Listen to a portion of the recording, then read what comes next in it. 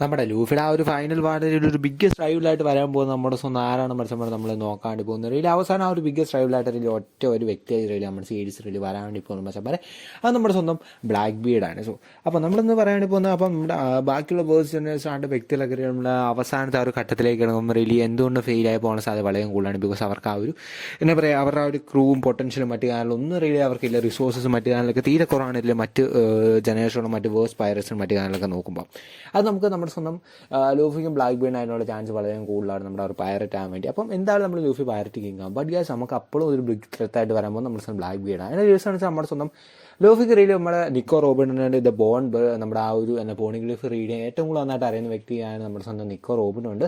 അതനുസരിച്ച് നമ്മുടെ സ്വന്തം ബ്ലാക്ക് ബീൺ റിയലി പുഡിംഗ് ഉണ്ട് guys. Pudding is a 3-eyed ട്രൈബിൽ നിന്നാണ്. So she know how to ആ ഒരു 3rd eye കൊണ്ട് റീഅവേക്കൺ ആക്കുമ്പോൾ പുള്ളി റീഡി ആൾക്ക് എങ്ങനെ പോണിഗ്ലിഫ് റീഡ് ചെയ്യാൻ നന്നായിട്ട് അറിയാം.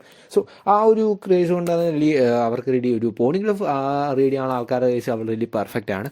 അത് മാത്രമല്ല നമ്മുടെ സ്വന്തം ക്രൂവിൻ്റെ കേസുകൾക്ക് ഇവൻ നമ്മുടെ ലൂഫിക്കാണ് സാൻജിയസ് ഓറോ ജിംബെ അത് മാത്രമാണ് ഒരു one of the biggest grand fleet ഉണ്ട്.